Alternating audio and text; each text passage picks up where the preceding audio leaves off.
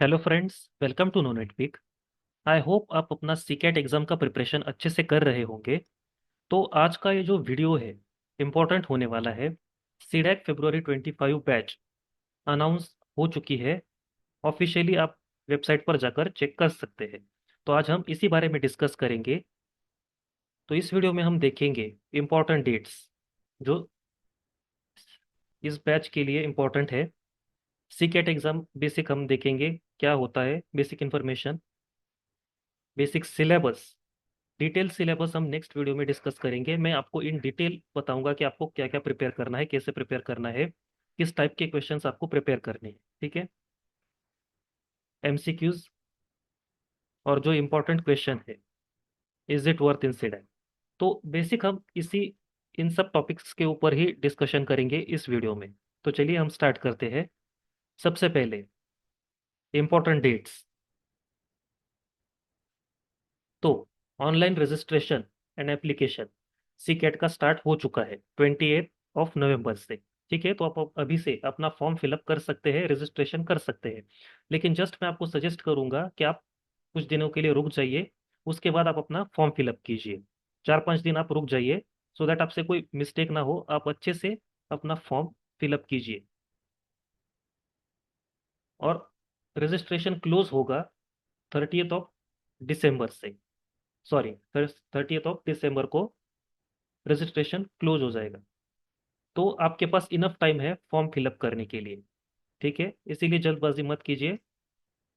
कुछ दिन रुक जाइए और फिर उसके बाद फॉर्म फिलअप कीजिए, ताकि आपसे कोई मिस्टेक ना हो। नेक्स्ट, तो 7 जनवरी को आप एडमिट अपना एडमिट कार्ड है सीकेट एग्जाम के लिए, ये जो एडमिट कार्ड है से आप डाउनलोड कर सकते हैं 11 जनवरी तक। यानी कि एग्जाम के डेट तक आप एडमिट कार्ड डाउनलोड कर सकते हैं। इसकी आपको हार्ड कॉपी चाहिए होगी एग्जाम के लिए। आपको उस पर अपना सेंटर एलोकेशन वगैरह सब कुछ वहां पर मिल जाएगा। और जो एग्जाम होगी 11th एंड 12th को होगी। 2 दिन आपकी सीकेट एग्जाम रहेगी। एडमिट कार्ड पर जब आपका मतलब बैच, आपका सेंटर सब कुछ दिया हुआ होगा, आपको उसी टाइम पर जाना है, रिपोर्ट करना है। 2 बैच में ये एग्जाम होती है। तो 11th एंड 12th को आपकी एग्जाम होगी। तो हम ये कंसिडर करके चलते हैं कि आपके पास प्रिपरेशन के लिए 1 महीना है। कंसिडर करके चलिए, नियर अबाउट 40 डेज है आपके पास, लेकिन 1 महीना कंसिडर करके चलिए। और अपना प्रिपरेशन अगर आपने स्टार्ट नहीं किया है, जो अभी सीडैक करने वाले हैं, अभी से अपना प्रिपरेशन स्टार्ट कर दीजिए। एग्जाम के बाद आपकी सी कैट रैंक जो होती है वो 24 जनवरी को आपको मिल जाएंगी।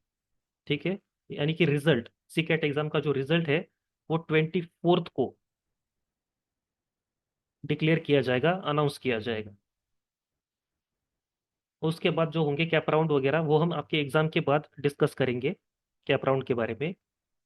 ये जो कोर्स है आपका सीडैक का, फेब्रुआरी 25 फरवरी को स्टार्ट हो जाएगा और 11 अगस्त 25 को एंड हो जाएगा। ठीक है, तो ये कोर्स का आपका ड्यूरेशन है 25 फरवरी से लेकर 11 अगस्त तक। ठीक है, तो ये जो इंपॉर्टेंट डेट्स थी मैंने आपके साथ शेयर कर दी है। और आप वेबसाइट पर जाकर भी चेक कर सकते हैं। ठीक है, वहां पर भी सारी इंफॉर्मेशन अवेलेबल है। नेक्स्ट, अभी बेसिक देख लेते हैं सीकैट एग्जाम क्या होता है। मोस्ट ऑफ स्टूडेंट को ये सब पता है, जो अभी जिन्होंने अभी डिसीजन लिया है सीकैट एग्जाम के लिए, तो उनके लिए एक बेसिक बेसिक मैं बता देता हूँ। सीडैक की एंट्रेंस एग्जाम है ये सीकैट एग्जाम। ठीक है, ये जो आप सीडैक कोर्स करेंगे, इसके लिए ये जो सीकैट एग्जाम है उसकी एंट्रेंस एग्जाम है, जो आपको क्लियर करनी है। उसके बाद ही आपको सीडैक में एडमिशन मिल सकता है। इस एग्जाम में 3 सेक्शन होते हैं, section A, section B and section C. Most of student का फोकस इन 2 सेक्शंस पर ही होता है। जिन्हें डीईएसडी मतलब जो इलेक्ट्रॉनिक्स और जो एम्बेडेड सिस्टम वगैरह में इंटरेस्टेड है, वो सेक्शन सी का पेपर दे सकते हैं। ठीक है, ये 3 सेक्शन का पेपर आपको देना होता है। हर सेक्शन के लिए 1 आवर का, 1 घंटे का टाइम ड्यूरेशन है। ठीक है, every section in C CAT will have 50 objective type questions. ठीक है, तो 50 ऑब्जेक्टिव टाइप क्वेश्चन होंगे। आपको एक क्वेश्चन दिया जाएगा और 4 उसके ऑप्शन होंगे, उनमें से एक करेक्ट ऑप्शन होगा। ठीक है, मल्टीपल चॉइस क्वेश्चन यानी कि एमसीक्यूज होंगे 50। ये इंपॉर्टेंट है, 50 क्वेश्चंस होंगे हर एक सेक्शन में। सेक्शन ए में 50, बी में 50 और सेक्शन सी में भी 50 क्वेश्चंस आपके लिए रहेंगे। और हाँ, ये सबसे इंपॉर्टेंट पॉइंट है जो बहुत ज़रूरी है। बहुत से स्टूडेंट्स गलती कर देते हैं, अगर उन्हें कुछ सूझता नहीं है, जितना आता है वो कर देते हैं, और लेकिन अगर उन्हें कुछ बाकी नहीं आता है तो वो कुछ भी टिक करके चले आते हैं। तो इस एग्जाम में ऐसा आपको नहीं करना है। ये देखिए, अगर आप करेक्ट आंसर टिक करते हैं तो +3 मार्क्स है, लेकिन अगर आपने गलत आंसर टिक किया तो आपको -1, आप माइनस में चले जाओगे। यहाँ निगेटिव मार्किंग है। अगर इसीलिए जो आपको कंफर्म आंसर आता है आपको उसी पर टिक करना है। ठीक है, अगर गलत आंसर पर आपने अगर टिक किया तो आप निगेटिव में चले जाएंगे, आपकी रैंक पर इफेक्ट पड़ेगा। और रैंक कितनी इंपॉर्टेंट है ये मैंने आपको एक वीडियो में बता दिया है। मैं इस वीडियो के एंड में वो वीडियो आपको शेयर कर दूंगा, आप वो अच्छे से देख लीजिए। क्योंकि रैंक अगर कम आती है मतलब अच्छी नहीं आती है, सेंटर अच्छा नहीं मिलता और प्लेसमेंट पर उसका ऑब्वियसली इफेक्ट पड़ता ही है। इसीलिए बेटर होगा कि आपको जो आंसर आता है उसी पर टिक करें, अदरवाइज मत करें। क्योंकि अगर आप आंसर टिक नहीं करेंगे तो उसमें आपको सिर्फ 0 मार्क्स मिलेंगे, यानी कि कोई इफेक्ट नहीं पड़ेगा। ठीक है, तो जो नहीं आता है उसे अनअटेम्प्ट ही छोड़ दो, टिक मत करो। 100% श्योर हो तभी आपको टिक करना है। ये इंपॉर्टेंट पॉइंट है। अभी जो सीकेट की रैंक है वो दो आती है, सेक्शन A+B और सेक्शन A+B+C की। ठीक है, तो ये दोनों रैंक बहुत इंपॉर्टेंट है। जनरली स्टूडेंट का फोकस इसी पर होता है। अब देखिए, सेक्शन ए कितना इंपॉर्टेंट है आपको पता चलेगा। अगर आप सेक्शन ए क्वालिफाई नहीं कर पाते हो तो आपकी रैंक जनरेट नहीं होगी। ये आपको अच्छे से समझना है, सेक्शन ए कितना इंपॉर्टेंट है। अब सपोज सेक्शन ए में आप अच्छा स्कोर नहीं कर पाए, क्वालिफाई नहीं कर पाए, लेकिन सेक्शन बी आपने अच्छे से कर लिया, आपका बी अच्छे से कर लिया, लेकिन जस्ट बिकॉज कि आप सेक्शन ए में अच्छा परफॉर्म नहीं कर पाए, आपका रैंक जनरेट नहीं होगा। इसीलिए सेक्शन ए बहुत ज़्यादा इंपॉर्टेंट है, क्योंकि ये कंबाइंड रैंक जनरेट होती है, सेक्शन A+B, A+B+C। सेम इसके लिए भी है। यहाँ भी अगर आप ए क्वालिफाई नहीं कर पाए और बाकी के दोनों अगर आपने क्वालिफाई कर लिए तो भी आपकी रैंक जनरेट नहीं होगी। इसीलिए सेक्शन ए बहुत ज़्यादा इंपॉर्टेंट है आपके सीकेट एग्जाम के लिए। ठीक है, तो उससे आपको अच्छे से करना ही है। जो एप्टीट्यूड है, रीजनिंग है, वो सारे आपको प्रॉपरली प्रिपेयर करने हैं। एग्जाम ज़्यादा हार्ड नहीं होती है। किस टाइप के क्वेश्चन पूछे जाते हैं मैं आपको डिटेल में बता दूंगा। सारे आपको करते नहीं बैठना है, मैं नेक्स्ट वीडियो में सब शेयर कर दूंगा आपके साथ।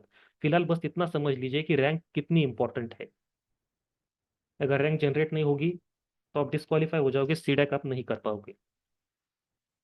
और सबसे ज़्यादा ज़रूरी बात कि अगर रैंक कम आती है तो भी आपको अच्छा इंस्टीट्यूट नहीं मिल पाएगा। अभी रिसेशन का टाइम है, प्लेसमेंट में दिक्कत होगी।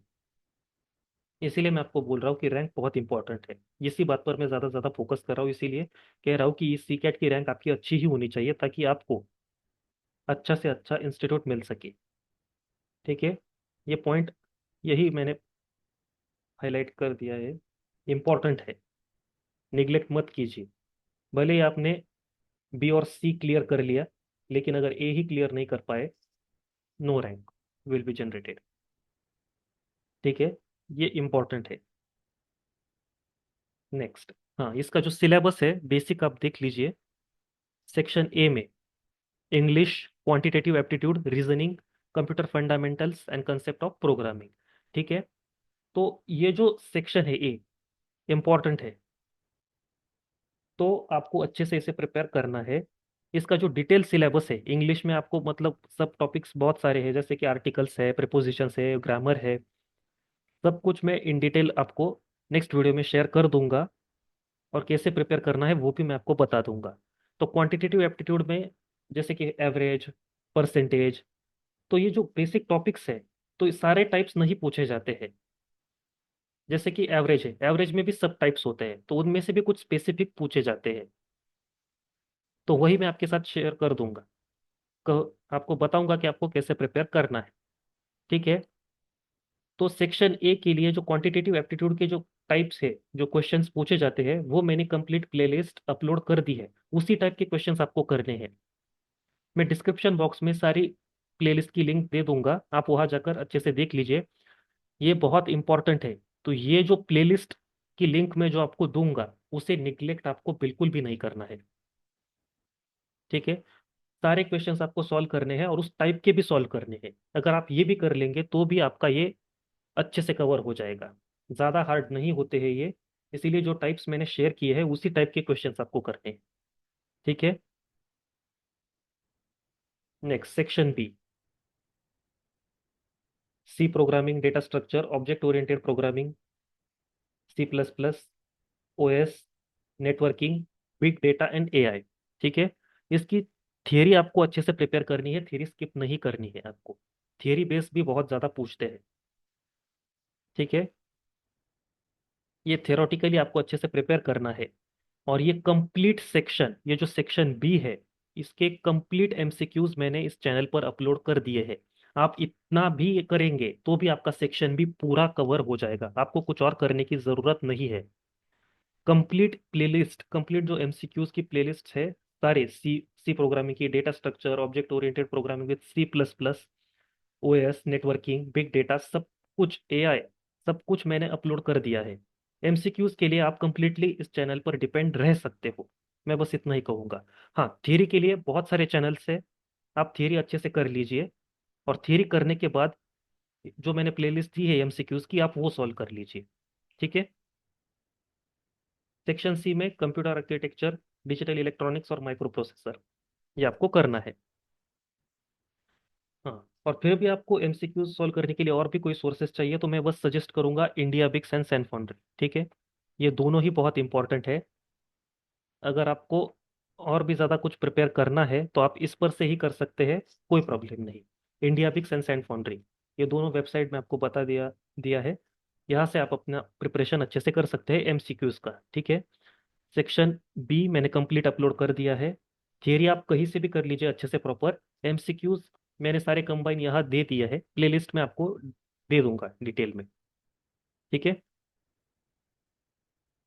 हाँ, और इन केस एमसीक्यू सॉल्व करते वक्त अगर आपको कोई भी क्वेश्चन कंफ्यूजिंग लगता है, तो आप तुरंत उस क्वेश्चन नंबर को चैट बॉक्स में डाल दीजिए, मतलब कमेंट बॉक्स में कमेंट कर दीजिए वो क्वेश्चन।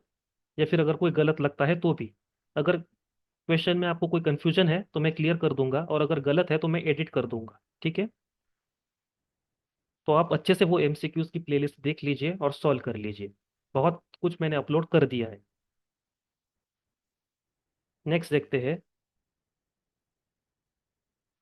हाँ, अभी ये जो क्वेश्चन है, आई थिंक इसका आंसर आप सबको खुद भी पता होगा।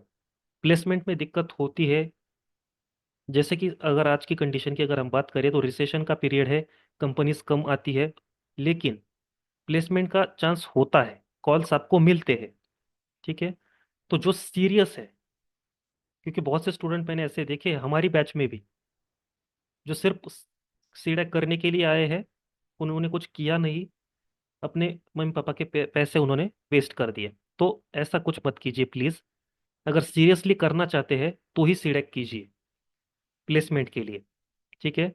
और इसके लिए इम्पोर्टेंट है कि आपकी रैंक अच्छी आए। मुंबई पुणे रीजन में ही आप एडमिशन लीजिए, तभी आपको उसका फायदा होगा। ठीक है। मोस्ट ऑफ आपको सीकेट एग्जाम पर ही फोकस करना है। अगर आपकी रैंक अच्छी आती है, अच्छे इंस्टीट्यूट में आपको एडमिशन मिलेगा, और प्लेसमेंट के चांसेस आपके उतने ही बढ़ जाएंगे। ठीक है। तो सीरियसनेस और पूरा डेडिकेशन आपका होना चाहिए इसमें। ये जो 6 महीने का जो पीरियड होता है, आपको अच्छे से ही प्रिपेयर करना है। जो सीसीई की जो एग्ज़ाम होती है उसमें आपको अच्छे से प्रिपेयर करना पड़ता है। अगर इसका स्कोर आपका अच्छा है तो इसके बेसिस पर आपको कॉल्स मिलते हैं। ठीक है। तो सीडैक आप कीजिए, ज़रूर कीजिए, क्योंकि एक बेटर ऑप्शन है। हाँ, प्राइवेट कोर्सेज के बारे में मुझे नहीं पता, और वो कितना मतलब प्रोवाइड करते हैं और क्या, इस सब मुझे ज़्यादा प्राइवेट कोर्सेज के बारे में नहीं पता। लेकिन सीडैक के बारे में मैं इतना कह सकता हूँ कि आप सीडैक करने का डिसीजन अगर ले रहे हैं तो लीजिए, लेकिन रिसेशन को कंसिडर ज़रूर कीजिएगा। अभी रिसेशन चल रहा है और मैं सचमुच अपना 100% यहाँ दूंगा या नहीं, ये आपको अच्छे से सोचना है। तभी आप सीडैक का डिसीजन लीजिए। ठीक है। प्लेसमेंट के लिए दिक्कत होती है, इसीलिए आपका स्कोर अच्छे से होना चाहिए। और उसके लिए फर्स्ट स्टेप है कि आपकी सीकेट रैंक अच्छी हो। एडमिशन लेने के बाद पूरा फोकस आपका सीसीई की एग्जाम पर होना चाहिए और प्रिपरेशन पर होना चाहिए। सीसीई का स्कोर अगर अच्छा है, आप शॉर्टलिस्ट होते जाएंगे, आपको कॉल्स मिलते जाएंगे। ठीक है। तो नेक्स्ट वीडियो में हम देखेंगे इन डिटेल कि सिलेबस के बारे में और कि आपको कैसे प्रिपेयर करना है। इन शॉर्ट बेसिक छोटा सा टाइम टेबल मैं आपको बता देता हूँ, आपको कैसे प्रिपेयर करना है। ठीक है। ये सब हम नेक्स्ट वीडियो में देखेंगे। Best of luck for your सीकेट एग्जाम। ये वीडियो अगर ज़रा भी हेल्पफुल लगी हो तो please like, share and subscribe, and thanks for watching. Next video में हम डिटेल देखेंगे सिलेबस, किस टाइप के क्वेश्चंस आपको करने हैं, ये सब मैं आपको बता दूंगा। ठीक है। वीडियो अगर पसंद आया हो तो प्लीज़ ज़्यादा से ज़्यादा शेयर कीजिए। और अगर कोई भी आपको क्वेरी हो तो आप प्लीज़ कमेंट बॉक्स में कमेंट करके मुझसे पूछ सकते हैं। ठीक है। Thank you.